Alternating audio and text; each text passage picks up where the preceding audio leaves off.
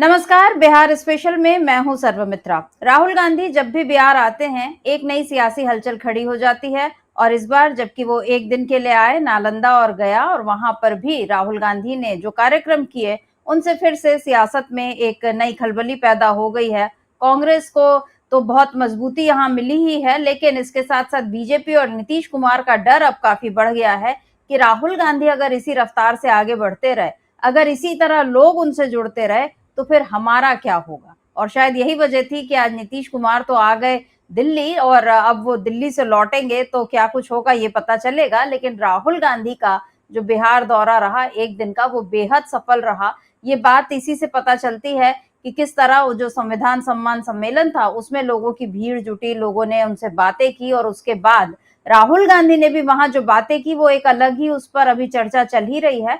उधर राहुल गांधी पहुंचे माई बहन सम्मान योजना के तहत महिलाओं से मिलने। आपको मैं बता दूं कि माई बहन सम्मान योजना जो है, कांग्रेस ने जब अपनी गारंटियों की शुरुआत की तो सबसे पहली गारंटी माई बहन सम्मान योजना की ही दी कि हम महिलाओं के खाते में 2,500 रुपए डालेंगे। ऐसे देखने में ये लगता है कि कोई बहुत बड़ी रकम नहीं है, लेकिन जिन महिलाओं का जो जो इसकी हितग्राही हैं उनको उनकी बातें सुनिए तो पता चलता है कि ये 2,500 रुपए की जो रकम है ये कितनी बड़ी है और उनके हाथ में, उनके खाते में इस रकम का आना उनके लिए क्या मायने रखता है। राहुल गांधी ने आज इसी को लेकर महिलाओं से बहुत देर तक इस पर संवाद किया। अलग अलग तबके की महिलाएं इस कार्यक्रम में जुटी थी और आई वो, उन्होंने अपनी पीड़ा बताई। किसी ने बताया कि मनरेगा के तहत उनको पहले कितनी मजदूरी मिलती थी, अब क्या होता है, कौन सी जो प्रैक्टिकल दिक्कतें हैं वो आती हैं। कहीं कोई स्लम एरिया की बच्ची है वो, उसने आकर अपनी बात बताई कि कैसे वो संघर्ष करके आगे बढ़ रही है। ऐसे अलग अलग तबके से लोग आते गए, महिलाएं आती गईं और उन्होंने अपनी बात बताई और उसके बाद राहुल गांधी ने भी अपनी बात रखी। और यहाँ जो राहुल गांधी ने कहा वो बहुत खास है। क्या कुछ कहा राहुल गांधी ने महिलाओं को लेकर कि महिलाओं को क्यों आगे आना चाहिए। ऐसा नहीं है कि कांग्रेस पार्टी ने केवल उनके खाते में 2,500 रुपए देने का वादा कर दिया और बस महिला उत्थान या महिला न्याय वो वहीं तक खत्म हो गया, बल्कि राहुल गांधी की प्लानिंग इससे और आगे की है। क्या कुछ कहा है राहुल गांधी ने, एक बार आप सुन लीजिए। समाज को महिलाएं चलाती हैं और जो हमारा देश का पूरा सिस्टम है उसमें जिस प्रकार से महिलाओं को जगह मिलनी चाहिए वो नहीं मिलती है। आप कोई भी एरिया देख लीजिए, बड़ी बड़ी कंपनीज देख लीजिए, सरकार देख लीजिए, ब्यूरोक्रेसी देख लीजिए, जितनी भागीदारी महिलाओं को मिलनी चाहिए वो नहीं मिलती है। मिलती है, नहीं मिलती है? नहीं मिलती है। तो हम चाहते हैं कि ये बदले और हम चाहते हैं कि बिहार में ज्यादा से ज्यादा महिलाएं हर फील्ड में, कॉर्पोरेट इंडिया में, मेडिकल में, शिक्षा में, हर फील्ड में आगे जाए। हमने मैनिफेस्टो में लिखा है कि हर महीने हम 2,500 रुपए हर महिला को, बिहार की गरीब महिलाओं को देना चाहते हैं। और इसके पीछे सोच है कि हर गरीब महिला को कम से कम बैंक अकाउंट में पैसा मिलना चाहिए, होना चाहिए। पिछले चुनाव में, लोकसभा के चुनाव में हमारी एक योजना थी, न्याय योजना, जिसमें हमने कहा था कि 1,00,000 रुपए हर साल हम महिला के बैंक अकाउंट में डालेंगे। तो वो तो बहुत बड़ी चीज थी, मगर यहां हम हर महीना 2,500 रुपए बिहार की सरकार आपको देगी। आपने मुझे कहा कि आप बच्चों को पढ़ाते हो, मगर आज हिंदुस्तान की सच्चाई है कि जो बच्चे पढ़ लेते हैं, डिग्री पा लेते हैं, चाहे वो इंजीनियरिंग डिग्री हो, दूसरी डिग्री हो, डिग्री पाने के बाद वो रोजगार नहीं पा पाते हैं। ये सही है, गलत है? सही है ना? मतलब लाखों, हजारों लाखों रुपए आपके जेब से जाते हैं, आप जीएसटी देती हो, हर रोज आपके जेब में से जीएसटी निकलता है। आपने कुछ खरीदा, कपड़े खरीदे, जूता खरीदा, जीएसटी आप देते हो, और फायदा अदानी अंबानी जैसे लोगों को होता है। आपका कर्जा कभी माफ नहीं होता, आपका कर्जा माफ नहीं होता, उनका लाखों करोड़ रुपए का तो यहाँ पर राहुल गांधी ने साफ साफ बताया है कि महिलाओं को हर क्षेत्र में आगे आना चाहिए। और हम देखते हैं कि राजनीति है, चाहे कॉर्पोरेट का एरिया है, चाहे बाकी जितने भी तमाम क्षेत्र हैं, महिलाएं हर काम करने में सक्षम है, हर तरीके से वो आगे आ सकती हैं। लेकिन समाज की सोच ऐसी है और मौजूदा राजनीतिक हालात ऐसे हैं कि महिलाओं को दबाकर ही रखा जाता है। बेशक नरेंद्र मोदी ने एक संसद का विशेष सत्र बुलाकर महिला वंदन अधिनियम जो है वो पारित करा दिया है, नारी शक्ति वंदन अधिनियम, लेकिन कब महिलाओं को आरक्षण मिलेगा, कब महिलाओं को उनका हक मिलेगा, इस बारे में अभी कुछ पता नहीं है। तो ये जो मोदी जी का दिखावा है वो अपनी जगह बना हुआ है, उसमें समझ में आता है कि उनके कथनी और करनी में क्या अंतर होता है। लेकिन राहुल गांधी जब ये कहते हैं कि हम चाहते हैं कि हर क्षेत्र में महिलाएं आगे आए, राहुल गांधी जब ये कहते हैं कि जो महिलाएं हैं वो समाज चलाती हैं, तो ये एक लाइन जो है ये हर महिला के मन में एक नया जोश और आत्मविश्वास भर देती है कि हाँ वाकई उसके कारण ही ये पूरा समाज चल रहा है, देश चल रहा है, और उसके बिना जो है ये सारी व्यवस्था नहीं चल पाएगी। लेकिन ये बड़ी दुख की बात है कि महिलाओं को उनका जो क्रेडिट है वो भी नहीं मिलता और जो उनका हक है वो भी नहीं मिलता। तो यहाँ पर कांग्रेस पार्टी अब महिलाओं को उनका हक दिलाने के लिए आगे आई है।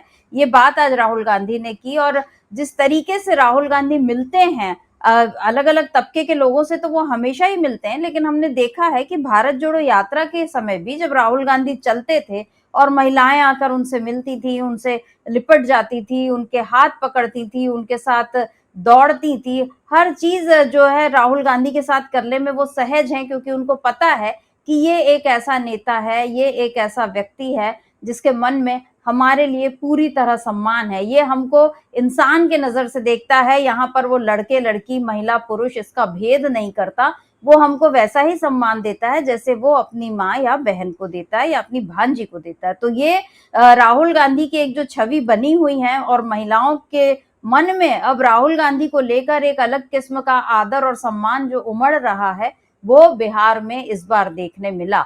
और इसमें सबसे ज्यादा नुकसान होगा नीतीश कुमार को, क्योंकि नीतीश कुमार के भी महिलाएं जो है वो साइलेंट वोटर हमेशा से रही हैं, उनका बहुत साथ दिया महिलाओं ने, लेकिन नीतीश कुमार ने बदले में क्या महिलाओं का साथ दिया, ये एक सवाल उठ रहा है। क्योंकि अभी जो मुजफ्फरपुर की घटना हुई, चाहे इसके पहले भी मुजफ्फरपुर बालिका गृह कांड भी हुआ, और भी बहुत सारे मामले ऐसे हो रहे हैं जहां पर महिलाओं का शोषण हो रहा है, और जो दहेज जैसी बातें तो अब कोई भूल ही जाइए, उन पर तो कोई बात ही नहीं करता। लेकिन बाकी चीजें भी जो छेड़छाड़ है या काम में जो एक असमानता दिखती है, ये सारी चीजें जो हैं वो यथावत हैं, बरकरार हैं, उन पर कोई सुधार नहीं हो रहा, न मोदी के काल में न नीतीश के शासन में। तो ऐसे में राहुल गांधी एक उम्मीद की नई किरण बनकर उभरे हैं। जब वो महिलाओं से इस तरह मिलते हैं, जब वो बताते हैं कि माई बहन सम्मान योजना हम क्यों शुरू करने जा रहे हैं, और वो ऐसा नहीं है कि अपना फरमान सुना दिया, राहुल गांधी ने बाकायदा यहाँ लड़कियों से, महिलाओं से बात की कि हम ये आपको इतने रुपए देंगे तो इसका आप क्या करेंगे, आपको इससे क्या फायदा होगा, ये इस तरह इतनी रकम से आपको किस तरह से मदद मिलेगी। और वहां से जो जवाब आए कि हम इससे अपने बच्चों की अच्छी शिक्षा का इंतजाम कर सकेंगे, इससे हम अच्छा खाना जो है कम से कम उसमें थोड़ा सा सुधार आएगा, हमारे लिए दवाई का इंतजाम हो जाएगा, हमको कर्ज नहीं लेना पड़ेगा, मजदूरी कर करके जो पेट भरती हैं, ये सारी महिलाएं जो हैं, इनका जो दर्द है, जिसको कभी कोई नेता इस तरह से सुनना नहीं चाहता, राहुल गांधी ने आज उस दर्द को सुना, बांटा और उनको आश्वासन दिया कि हम आगे इसी तरह से आपके लिए काम करते रहेंगे। तो राहुल गांधी का ये जो एक दिन का दौरा, ये इस मायने में बहुत खास रहा कि महिलाओं का एक जो बड़ा वोटर वर्ग है, ये सीधे सीधे अब कांग्रेस के साथ आता हुआ दिखाई दे रहा है। उधर राहुल गांधी ने आज जो दलित और पिछड़ों और अल्पसंख्यकों की बात की संविधान सम्मान सम्मेलन में, और ये बताया कि 90% आपकी आबादी है, लेकिन सबसे बड़े शेयर होल्डर दर्द के आप ही हैं, आपके हिस्से में सुख नहीं है, आपके हिस्से में दर्द है। और इस दर्द को जब राहुल गांधी ने अपनी परिभाषा उसकी जो बताई है जिस तरीके से, उसमें अब ये वर्ग भी राहुल गांधी के साथ खड़ा होता हुआ दिखाई दे रहा है। राहुल गांधी आज दशरथ मांझी के घर भी गए, वहां उनकी पोती से भी उनकी मुलाकात हुई, बाकी जो घर के लोग हैं उनसे भी मुलाकात हुई।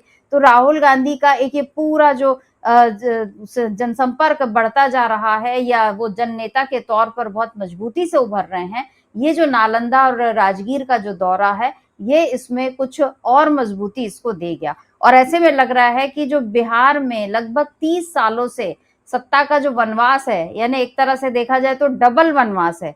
14 साल का एक वनवास अगर हुआ तो यहाँ तो करीब करीब ये 30 साल से 28 साल से राहुल गांधी जो है, माफ कीजिए, कांग्रेस जो है वो सत्ता से बाहर है। और 90 के बाद मतलब जो मंडल कमीशन आई रिपोर्ट और उसके बाद से कांग्रेस का जो वहां पर पतन शुरू हुआ बिहार में, उसके बाद कांग्रेस कभी जीत ही नहीं पाई। आखिरी में जो कांग्रेस को 1952 से 2025 यानी अभी तक 1952 से 25 तक कुल 23 मुख्यमंत्री हुए हैं बिहार में और उसमें से 18 कांग्रेस के रहे हैं, यानी अच्छा खासा जनाधार कांग्रेस का था। लेकिन 1990 में कांग्रेस जो 71 सीटों पर आई तो उसके बाद से कांग्रेस जो दबती चली गई, पिछड़ती चली गई और उसके बाद वो सत्ता में नहीं आ पाई और इस बार भी उसकी बहुत कम सीटें हैं। लेकिन अब कांग्रेस ने जिस तरह से बिल्कुल अपने आप को नए जो जिसको कहते हैं फिनिक्स पक्षी जैसे जो होता है, जो अपनी राख से उठ खड़ा होता है, कुछ ऐसा ही हाल बिहार में कांग्रेस का दिखाई दे रहा है।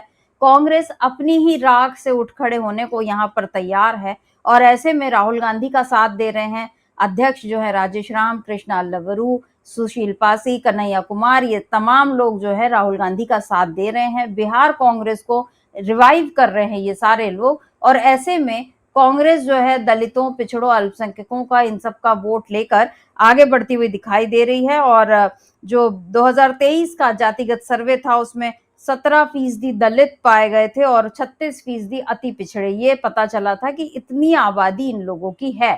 तो अब इस आबादी को अगर हम देखे जाएं तो ये अगर कांग्रेस के साथ ही आ जाती है, इनके जो वोटर आ जाते हैं, तो कांग्रेस को यहाँ अपने आप एक बहुत बड़ी बढ़त मिल जाएगी। और इसीलिए शायद पप्पू यादव जैसे नेता भी ये सलाह दे रहे हैं कि कांग्रेस को अकेले लड़ना चाहिए। हालांकि हमारा ये मानना है कि महागठबंधन के साथ रहकर तेजस्वी यादव को साथ लेकर ही कांग्रेस लड़े तो उसको एक अच्छी मजबूती, तब वो सरकार बनाने की स्थिति में आएगी। और जहां कांग्रेस दलितों, अल्पसंख्यकों की राजनीति कर रही है, नीतीश कुमार का झुकाव अब दिख रहा है सवर्ण वोट की तरफ, उनको बीजेपी के वोटर्स चाहिए। शायद वो बीजेपी को भी दबाने के लिए ये चाहते हैं कि उनके बीजेपी के वोटर्स पर उनका कब्जा हो जाए। तो नीतीश कुमार अपनी पॉलिटिक्स अलग कर रहे हैं। लेकिन अभी गांधी ने आज ये जो उनका जो पटना का कार्यक्रम रहा है उसमें अब सारी चीजें बदलती हुई दिखाई दे रही हैं। तो अभी के लिए बस इतना ही। नमस्कार, मैं सर्वमित्रा।